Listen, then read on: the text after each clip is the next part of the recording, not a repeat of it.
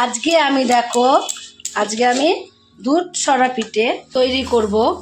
এই দুধ সরা পিঠেগুলোকে কিভাবে তৈরি করব তোমরা প্রথম থেকে শেষ পর্যন্ত পুরো ভিডিওটাকে দেখতে থাকো। তার জন্য আমি একটা বোল নিয়ে নিয়েছি। দেখো বোলটা একটু বড় দেখে নিয়েছি, গামলা নিয়েছি, বোল কি গামলা নিয়েছি বড় একটা। গামলার মধ্যে প্যাকেটের চালের গুঁড়ো নিয়ে নিয়েছি, শুকনো চালের গুঁড়ো প্যাকেটের কিনে নিয়ে এসেছিলাম। সেই শুকনো চালের গুঁড়োটাই আমি এর মধ্যে নিয়ে নিয়েছি। নিয়ে এবার এর মধ্যে দিয়ে দেবো আমি দেখো লবণ, অল্প একটু লবণ দিয়ে দেবো। তার মধ্যে অল্প অল্প জল দেবো। লবণটা দিয়ে আগে একটু আমি মিশিয়ে নেব। তার আগে মিশিয়ে নেওয়ার পরে অল্প অল্প জল দিয়ে একটা মিশ্রণ তৈরি করে নেব। বেশি একবারে পাতলাও হবে না, আবার বেশি কিন্তু গাঢ়ও হবে না। কিন্তু কোনো কিছুই লাগে না, আমি নর্মাল টেম্পার জলই কিন্তু এর মধ্যে দিয়েছি।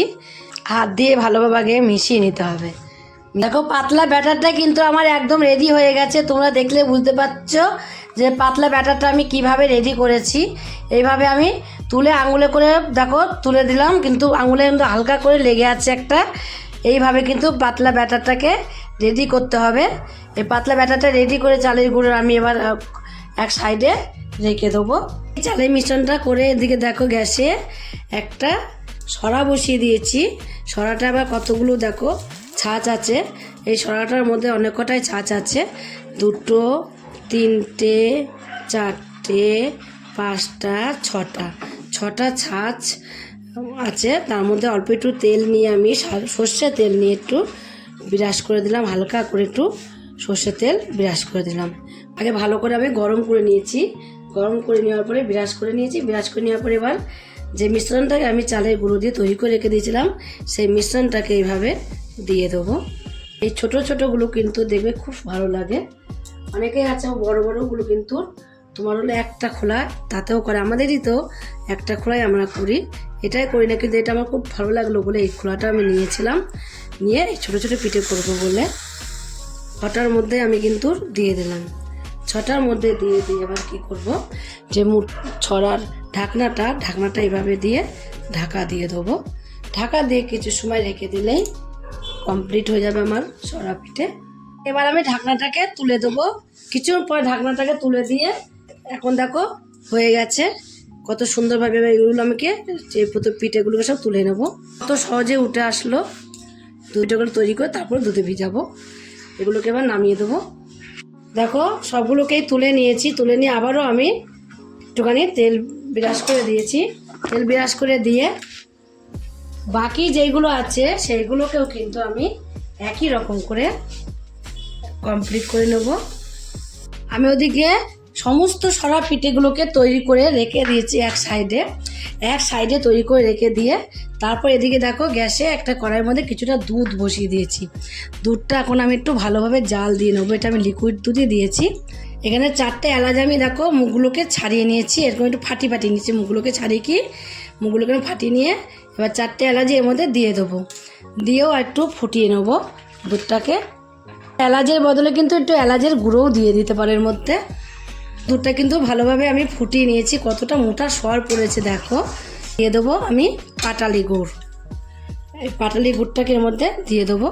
পাটালি গুড়টা দিলে কি হবে, খুব সুন্দর একটা কালার আসে, আর ফ্লেভারটাও ভালো আসে, কালারও আসে। সবার কাছে কিন্তু সবসময় পাটালি গুড় থাকে না। তোমাদের কাছে চিনি থাকলে তোমরা চিনিও দিতে পারো, বা নলেন গুঁড়ো তোমরা দিতে পারো, ঝোলা গুঁড়ো দিতে পারো। দেখবে খুব সুন্দর একটা কালার চলে আসবে। আস্তে আস্তে ফুটলেই দেখবে কালারটা চলে আসবে। আর এবার গুড়টা দিয়েও কিন্তু আমি একটু ফুটিয়ে নেব।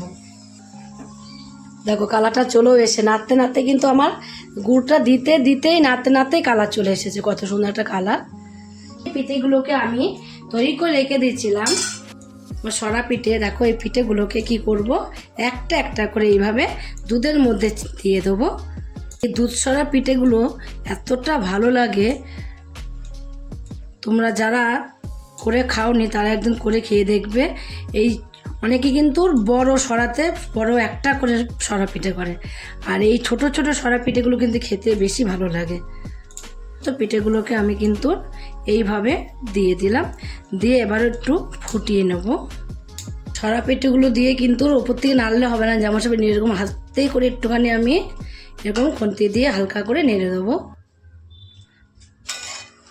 আগের থেকে তো দুধটাকে আমি ভালোভাবে ফুটিয়ে নিয়েছি। দেখো পিঠেগুলো দিয়েও কিন্তু আর একটুখানি ফুটিয়ে নিয়েছি। একটু ঠান্ডা করে নেবো, ঠান্ডা করে তাও তোমাদের দেখাচ্ছি। ঠান্ডা হয়ে গেলে আমি একদম সার্ভ করে দেবো গরম গরম। দেখো এখন পিঠেগুলো কিন্তু কেরম ভেসে উঠেছে আর দুধটাও অনেকটাই কিন্তু টেনে নিয়েছে পিঠেগুলোর মধ্যে। এবার এইভাবে একটু দুধ দুধ থাকলে কিন্তু বেশি ভালো লাগে খেতে, দেখবে। এভাবে আমি গরম গরম সার্ভ করে দেবো। এই গরম গরম তোমরাও একদিন দুধ সরা পিঠে দোকান থেকে কিনে আনা চালের গুঁড়ো দিয়ে তৈরি করে খেয়ে দেখো। যদি বাড়িতে তৈরি করে এই রেসিপিটা তোমাদের কাছে ভালো লাগে আর তোমরা যদি ফেসবুক থেকে দেখো ফেসবুকের পেজটি ফলো করে দেবে, যদি ইউটিউব থেকে দেখো ইউটিউবের চ্যানেলটি সাবস্ক্রাইব করে দেবে, পাশে থাকা বেল আইকনটিটা প্রেস করতে ভুলবে না। তাহলে নতুন নতুন রেসিপিগুলো তোমাদের কাছে তাড়াতাড়ি পৌঁছে যাবে। আমার চ্যানেলে বন্ধু হয়ে থাকো, সাবস্ক্রাইব করনি প্লিজ সাবস্ক্রাইবটা করে দেবে, সবার আগে তোমাদের কাছে নোটিফিকেশন ঢুকে যাবে। ছোট্ট করে লাইক করো, কমেন্ট করো, অনেক অনেক শেয়ার করো। নমস্কার বন্ধুরা, দেখা হবে আবার পরের রেসিপিতে।